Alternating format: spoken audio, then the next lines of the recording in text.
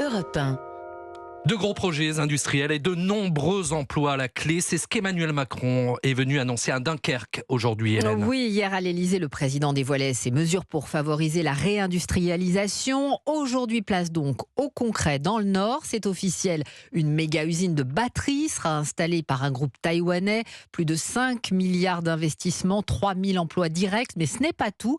Un site de production de batteries lithium sera également implanté à Dunkerque. Arthur Delaborde, vous suivez le chef de l'État dans le Nord. Ce sont deux dossiers sur lesquels il s'est personnellement impliqué.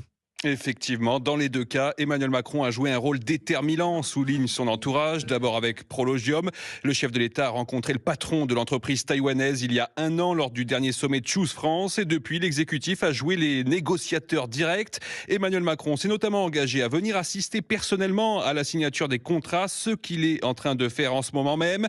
S'agissant de l'arrivée du fabricant chinois de composants de batterie XTC, eh bien ça s'est joué durant la visite d'Emmanuel Macron en Chine il y a près d'un mois. Là encore, le président a rencontré le patron du groupe chinois. Ces bonnes nouvelles permettent en tout cas à Emmanuel Macron de mettre en avant son bilan et de justifier dans le même temps la réforme des retraites. On a fait un ensemble, si vous voulez, de réformes pour être plus compétitif. Et d'ailleurs, notre réforme des retraites, qui est si impopulaire, vous l'avez compris que j'assume, elle va dans cet ensemble. C'est que si on veut être compétitif, on doit travailler un peu plus. Et quand on regarde la France, on travaille moins que les copains en Europe.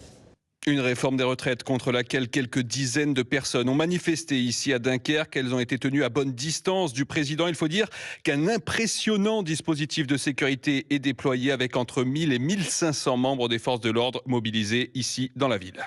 Arthur Delaborde en direct de Dunkerque pour Europe 1.